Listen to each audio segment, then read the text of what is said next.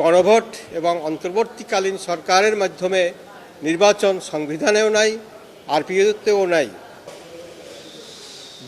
December 2025 তারিখে সরকার প্রধান নির্বাচন কমিশনার 2026 সালের 12 ফেব্রুয়ারি তারিখে যে সংসদ নির্বাচন তফসিল ঘোষণা করেছে এবং একই তারিখে গণভোট অনুষ্ঠানের জন্য আরেকটি তফসিল ঘোষণা করেছে, এর বৈধতা চ্যালেঞ্জ করে আমি আজকে রিট করেছি। আমি 2024 সালের নির্বাচনের তফসিলও বৈধতা চ্যালেঞ্জ করে রিট করেছিলাম। 2018 সালের তফসিলও বৈধতা চ্যালেঞ্জ করে রিট করেছিলাম। 2014 সালের নির্বাচনের তফসিলও ঘোষণা রিট করেছিলাম।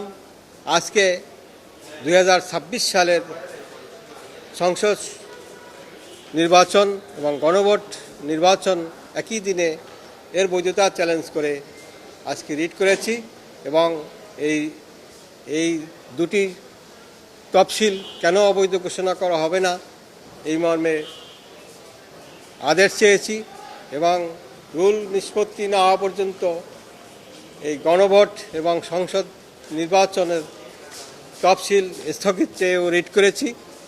এখানে আইনি যুক্তি হইল, আমাদের গণপ্রজাতন্ত্রী বাংলাদেশ সরকারের সংবিধানে কোথাও গণভোটের বিধান নাই এবং অন্তর্বর্তীকালীন সরকারেরও কোনো বিধান নাই এবং যে কোনো সাংবিধানিক বিষয়ে নির্বাচন অনুষ্ঠান করতে হলে